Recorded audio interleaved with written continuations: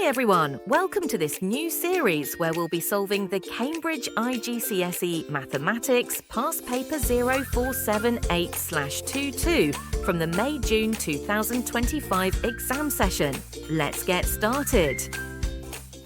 Question 22, Part B.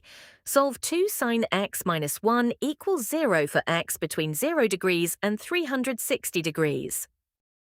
First, let's rearrange the equation to isolate sine x. Adding 1 to both sides, 2 sine x equals 1.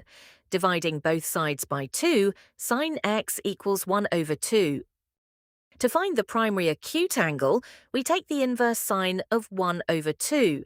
Since sine A 30 degrees equals 1 over 2, our principal value for x is 30 degrees. Since sine is positive in the first and second quadrants, we find the second angle in the given range of 0 to 360 degrees by subtracting 30 degrees from 180 degrees.